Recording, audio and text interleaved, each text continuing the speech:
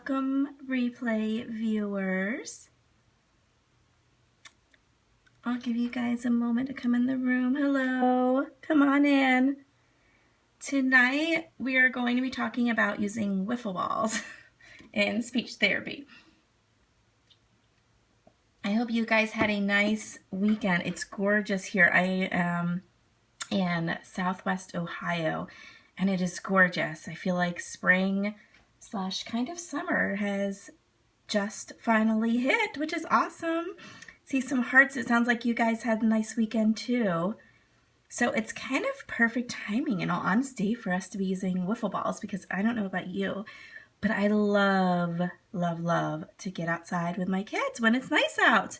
It's too hot in California. Oh, well, you know what? Last weekend, guys, it snowed here, so I am really welcoming this. And then today I got some color on my arms from going to my son's soccer game yesterday. I can't believe it.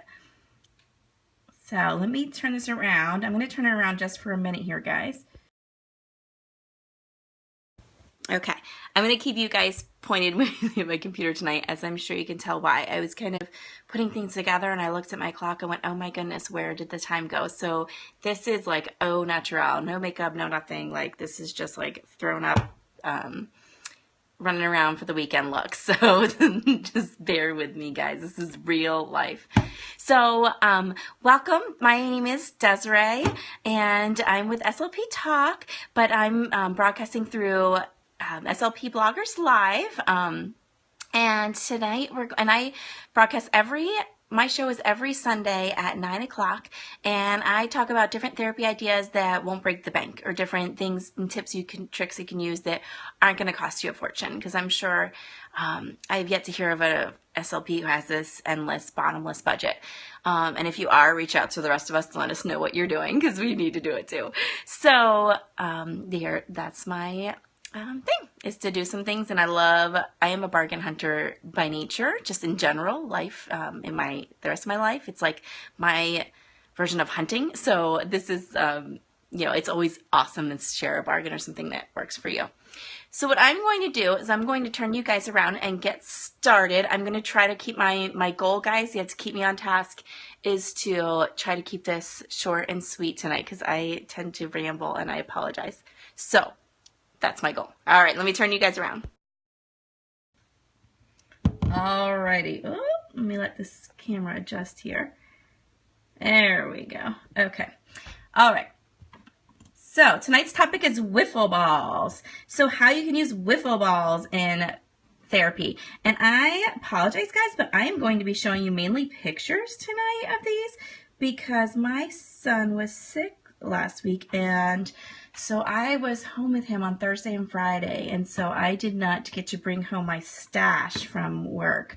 So we're going to go with the good old visual tonight. So what you're going to do is, I get my wiffle balls at the Dollar Tree, or you can get, oh, I know, oh, sick Thursday and Friday. You guys can imagine. I know you guys can feel my pain on how much catch-up I have to do.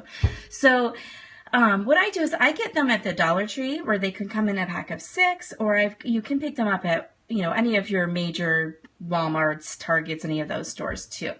What I love about it is I love to integrate some type of motor task in my therapy, but especially, with my language kids and my other goals. I think it keeps kids engaged and keeps them on task. But also with my articulation kids, once they learned how and where to produce the sound, and they can do that, whether it be in isolation, word level, wherever you're at, I immediately try to pair it with a motor task, because it simulates real life. If we're just sitting there and we are drilling cards, drilling this and that, while we are sitting still, we are not, at least my belief, we are not simulating what that goes on outside of our therapy room. And I have great carryover with my kids, and I think that's part of the reason why, is because as soon as we can, we integrate a real life, not that you're playing with wiffle balls all every moment of your life, but some type of motor task that goes along with it, because our brains are not, when we're thinking of just doing our speech, kids need that, obviously, when they're first learning and they're really figuring out where they're at. But as soon as they can, you want to pair that with a motor movement, because that's what they're going to be doing when they're talking outside of your classroom. So let's simulate that a little bit inside to get their brains working on that. So what I do is, one of the pros of the wiffle balls I love is I can squeeze pictures in there. Can you see right here? You can see a little picture of raining. And what I do is I will put pictures inside my wiffle balls. So I will use typically about 1-inch size pictures, and you can make them in strips. I'm not sure if you can really tell by this picture, probably not, but there are actually 4 pictures in this wiffle ball because it is double-sided, the pictures. So there I have 2 1-inch pictures side by side.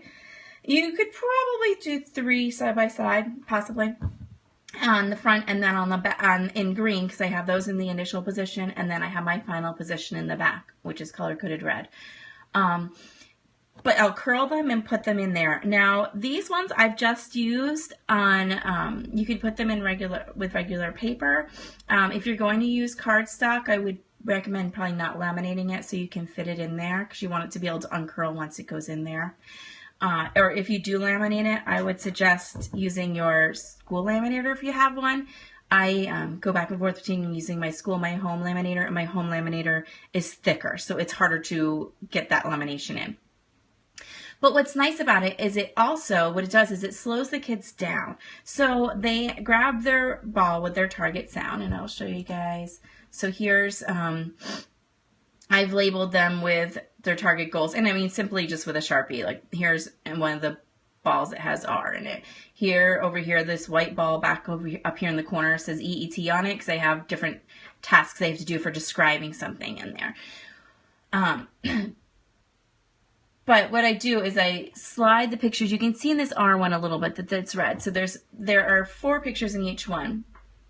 And so if I have a sleeve of 6 wiffle balls I've gotten at the Dollar Tree, and I throw 4, oh my goodness, guys, it's Sunday night, I can't be doing 4 in each one, then I have 24 different stimulus words in those wiffle balls for that student. And obviously we're going to say it more than once, so it's very easy to get to your 100 repetitions that way. It also, I was saying, I'm sorry, is that it slows them down. So you have these kids that, yes, you want to pair with a motor task, but I don't know about you guys, and let me know if you do. Sometimes you pair that with a motor task, and we get kids that kind of get hyped up by that, and they get lost in the activity. And we don't want them to get lost in the activity, so much so that they are not realizing why they're there. And I see the heart, so I see that, I'm guessing that that's something for you that you guys experience as well. So what this does, though, is they have to look through this little hole in the wiffle ball to figure out what the word is. And so that kind of slows them down a little bit, anything that slows our kids down. So here are some activity ideas on what I use it for. So this is a simple wiffle ball toss that I had used with I do an end of the year speech carnival. So this was a simple wiffle ball toss, and like I said, guys, I apologize. These are just pictures I kind of had to pull from my archives. So you can see the cups are kind of all over the place, and I just have them on a board. If you're in your room, you don't even need a board, but we were out on the grass. And what I've done since then is Velcro the cups down. But I have different color cups, so we'll assign random point values to the cups. And they just kind of toss the wiffle balls and try to get them in a cup. Simple as that. As silly as that sounds, they love it. It's kind of like a carnival game that you would go see where they're trying to get something in the ball. A storage idea, if you see up top here, thanks to the hearts. Storage idea is I just store these in a crate. I have crate seats in my room that I use because I lower my table. And so they just sit in one of my crate seats, and I put the lid on. So they're very easy for me to store through the year. Let's see, and I'll go through some more activity ideas with you guys in a second too. Another idea would be to just go bowling, like indoor bowling. That would be nice and safe and easy. Here, you know what? Let me go forward here. Here's this some of the other end of the year speech carnival ideas I went through. And if you guys want to know how I did, what else I included, let me know, and I can have that be a future scope topic. Okay, but to kind of give a recap here and make this really quick, is it incorporates a motor task. We talked about that. And I wanted to give you guys a recap here this way too, because that way if you want it to screenshot, feel free, if that helps you kind of jog your memory later on. And then just some tools for when you're using your pictures, what to do, and to color code them within the Word. You can, as far as your pictures, you can get them from just about anywhere. I had made mine using Boardmaker, and I can share those with some of you guys, but as far as how I did that, but I'm sure we all have a gazillion task cards or things we could use to throw those in there. Label the goal with Sharpie on the outside of the ball is the other one, and then your activity ideas. So we have the wiffle ball toss, knock down a tower, just build a simple tower with cups. I label my cups, oh my goodness guys, my cups with even numbers, and that's how many times they have to say the word. Indoor friendly bowling with cups or task cards. What you could do is take a binder clip and attach that to task cards so that they stand up, and just bowl, knock those down with a wiffle ball, because then you get the task card that you're going to say, and then you also have what's inside of your wiffle ball. Or if you don't want to put things in your wiffle balls, just use plain old wiffle balls. You can also use, oops, sorry guys, hold on, let me go back. Catch or relay race with your partner. So you just play simple catch. Each time you catch it, you have to say it. If you guys remember, any of you Friends fans out there, when they played the game to see, keep throwing it back and forth and try not to drop it for as long as you could. Similar to that, or do a relay race.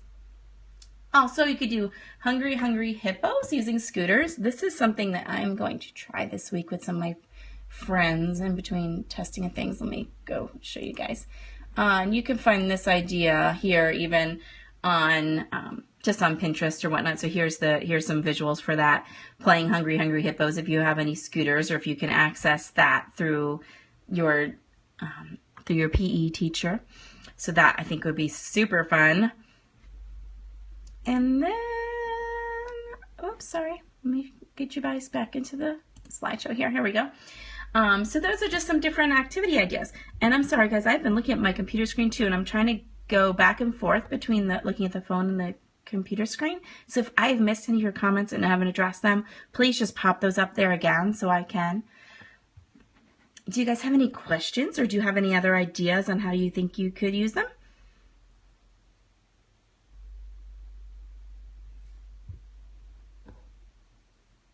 Thanks for the hearts. I'm going to pop up, here's my contact information if you guys need to contact me at all. Essentially you can find me anywhere on social media by SLP Talk. And next week, oh, thank you. I'm glad you like the ideas. I know it's so simple, so it's nothing earth-shattering, but sometimes just picking out something simple and using that is, for me, is helpful. I know Holly from Speech Time Fun, she scopes a lot about using things, basic things in your therapy room too, and I always find it so helpful. So next week, our topic will be universal game tool apps. So most of my apps I think are actually free on here, but using some different apps to give you guys some tips on managing some of those game ideas with your students. So looking at turn-taking things that will help you out with that, turn-taking that I want to go first question and all that. So things like that. Oh, thank you. Thanks for the feedback. I love that. Thank you. That's really kind, and I appreciate you coming in every night or every Sunday night. It's nice to spend my Sunday evenings with you guys. And if there are any topics too that you guys think, or ways that you want to think of using things that you would like me to address, let me know. But let me flip you around so I can tell you guys thank you. Okay. Well, thank you for coming, and I look forward to chatting with you guys next Sunday. Thank you. I'm sorry, guys. If I look like I'm peeking, it's because my my little stand that I'm using is covering up some of your comments. I'm kind of like peering around here. So, thank you, And I will see you guys next week. I'm going to flip this around before I turn this off so it captures that image instead of me. But thank you guys so much. And I will see you guys next week. Thanks.